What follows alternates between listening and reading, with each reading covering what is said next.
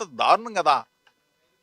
అంటే కేవలం జోగి రమేష్ చంద్రబాబు నాయుడు ఇంటి మీద దాడికి ప్రయత్నించాడు. ఆ రోజు తన అనుచరులను తీసుకుని ఇంటి మీదకి యుద్ధానికి సిద్ధమయ్యాడు. అది మనసులో ఉందా? అందుకేనా మీ పేరు రెడ్ బుక్ లో ఉంది? 100కి 100 చెప్తా ఉన్నా.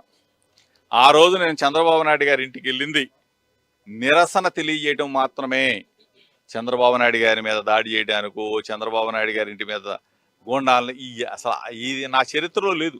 నేను వెళ్ళిందల్లా చంద్రబాబు నాయుడు గారికి ఒక నిరసన తెలియాల. ఎందుకు?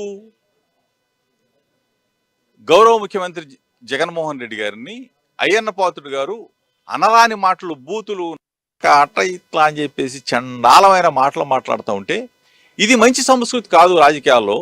ఈ సంస్కృతిని మీరైనా కానీ ఖండించాలా, మీరైనా కానీ మీ పార్టీ వాళ్ళకి చెప్పాలన్న ఒక నిరసన తెలియజేయడానికి వాళ్ళ ఇంటికి వెళ్తే, ఆ కట్ట మీద నన్ను పట్టుకుని నా కారు అద్దాలు బాగా కొట్టడం, మా వాళ్ళని కొట్టడం, నానా బాధలు పెట్టడం మీరు అందరూ కూడా చూశారు. ఆ రోజు మీడియా అంతా కూడా వచ్చింది. కానీ నేను ఎక్కడా కూడా తప్పు చేయలేదే. నేను నిరసన తెలియజేయడానికి వచ్చాను తప్ప మా మీద దాడి చేసి ఈరోజు మళ్ళీ నా మీద ప్రతీకారం తీసుకోవడానికి రెడ్ బుక్లో నా పేరు రాసి రెడ్ బుక్ రాజ్యాంగాన్ని అమలు చేస్తున్నా. మీకు పిల్లలు ఉన్నారు, మీకు మనవాళ్ళు ఉన్నారు, రాజకీయాల్లో కొనసాగుతారు, మేము రాజకీయాల్లో కొనసాగుతాం. ఇది మంచి పద్ధతి కాదు సార్. దయచేసి ఆలోచన చేసుకోండి. మీరు ప్రజలకు ఇచ్చిన మంచి మాటలని, ప్రజలకు ఇచ్చిన వాగ్దానాలని నెరవేర్చే దిశగా అడుగులేస్తే ప్రజలు మెచ్చుకుంటారు, మేము కూడా ముక్కు మీద ఏలేసుకొని కూర్చుంటాం. అంతేగాని రెచ్చగొట్టి ఈ విధంగా రోడ్ల మీదకి తీసుకొచ్చి కేసులు పెట్టి, ఇది అది కూడా నా మీద పెడితే నేను ఓకే, పిల్లల మీద ఏంటి, అమాయకమైన పిల్లల మీద.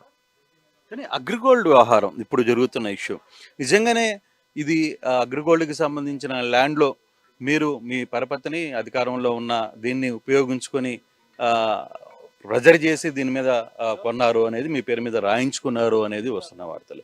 నిజంగా ఆ వ్యవహారం జరిగిందా? మొత్తం మేము ముందు పెడతాం. మేము కొనుగోలు చేసింది కానీ, మేము అమ్మింది కానీ మొత్తం డాక్యుమెంట్ మేము ముందు పెడతాం. ఎక్కడైనా సరే పొరపాటు చేస్తుంటే వేరే శిక్ష చేయండి.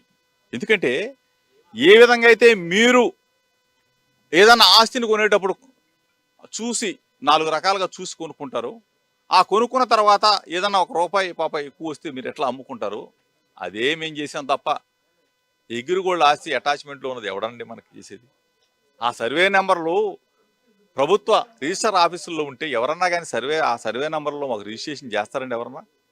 ఎవరన్నా దిక్కుమాలినోడు, బుద్ధి తక్కువడు ఎవరన్నా కొంటారండి? అది కూడా 2300 గజాల ప్రాపర్టీ కొంటారండి అసలు ఎవరన్నా? దీన్ని చిలవల పలవ చేసి బురద వేసి కార్యక్రమం చేసి 1కి 100 సార్లు పేపర్లలో, టీవీలో చేయించి ఈ రోజున ఇంత ఘనకార్యానికి ఒడిగట్టారు. ఏదో కొండదైవని ఎలుగుని బట్టి ఏముంటుంది అసలు? ఇక్కడ మీ ముందే పెడతా. విజయవాడ పీడబ్ల్యూ గ్రౌండ్ దగ్గర కూర్చుందాం అంటే కూర్చుందాం. చంద్రబాబు నాయుడు గారి దగ్గర రమ్మంటే నేను వస్తా. మీకు బాగా తెలివిగలవాళ్ళు చూడండి. పిల్లల మీద ఎందుకు సార్ మీకు ప్రతాపం? అమాయకమైన పిల్లల మీద మీ ప్రతాపం. ఇది మంచి పద్ధతి కాదు. కానీ రాజకీయాలు చాలా మార్పులు జరుగుతున్నాయి. గతంలో ఒక నాయకుడికి మధ్య యుద్ధం ఉంటే వాళ్ళిద్దరి మధ్య జరిగేది. కానీ ఇప్పుడు కుటుంబ సభ్యులు, కుటుంబం వరకు వారసుల దగ్గర నుంచి చివరి దాకా వెళ్ళిపోతుంది. ఎలా చూస్తారు? అంటే గతంలో టీడీపీ కూడా చెప్తుంది, వైసీపీ నాయకులు నేర్పించిన విద్యనే మేము కూడా అదే అమలు చేస్తున్నామని. వైసీపీ నాయకులు ఒకవేళ మేము తప్పు చేసి ఉంటే ప్రజలు మాకు శిక్ష చేశారు. ఈరోజు అదే సిద్ధాంతాన్ని కానీ మీరు రెడ్ బుక్ రాజ్యాంగాన్ని అమలు చేయదలుచుకుంటే అదే పరిస్థితి మీకు ఉత్పన్నం అవుతుంది. మేమైతే ఆ తప్పు చేయలా. నేను ఇప్పుడు చెప్తా ఉన్నా, నేను చంద్రబాబు నాయుడు గారి ఇంటికి వెళ్ళింది చంద్రబాబు నాయుడు గారికి నిరసన తెలియజేయడానికి తప్ప నేను ఏ గొడవ కాదు. అది మాత్రం ఆ రోజు చెప్పా. ఆ రోజు కరకట్ట మీద కూడా చెప్పా, నిరసన తెలియజేయడానికి వచ్చానని చెప్పేసి ఆ రోజు మీడియా సాక్షిగా చెప్పి ఈ రోజు చెప్తా ఉన్నా. అంతే తప్ప మేము ఏ రోజు కూడా కక్షపూరితంగా చేయలా. ఈ గొడవలు, ఈ కొట్లాటలు, ఈ మర్డర్లు, ప్రతిరోజు ఎవరినో ఒకటి చంపటం, ప్రతిరోజు ఎవరినో ఒకటి కొట్టడం. జగన్మోహన్ రెడ్డి గారు ఏం చేశారు? క్యాలెండర్ ఎప్పుడు వస్తుందా, అమ్మఒడి ఎప్పుడు ఇవ్వాలా, రైతు భరోసా ఎప్పుడు ఇవ్వాలా, ఆసరా ఎప్పుడు ఇవ్వాలా, పెన్షన్ ఎప్పుడు ఇవ్వాలా, జగనన్న విద్యా దీవెన, వసతి దీవెన ఎప్పుడు ఇవ్వాలా, దానికోసం డబ్బులు సమకూర్చాల. నిద్రలేని రాత్రులు గడిపాడు జగన్మోహన్ రెడ్డి గారు. అంతే తప్ప మీకోసం కాదు, ప్రజల కోసం, 5 కోట్ల మంది ప్రజల కోసం నిద్రలేని రాత్రులు గడిపి ఎప్పుడు బటన్ నొక్కాలని చూశాడు. ఈరోజు ప్రజలు మమ్మల్ని నమ్మకపోవచ్చు.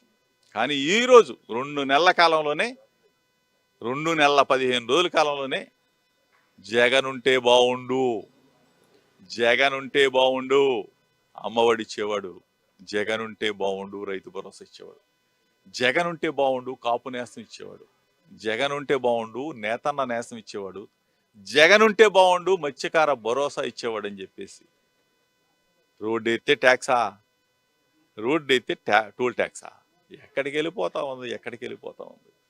సార్ ఒకటి కృష్ణా జిల్లాలో లేదు, కృష్ణా ఉమ్మడి జిల్లాలో చాలా మంది వైసీపీ నేతలు ఉన్నారు.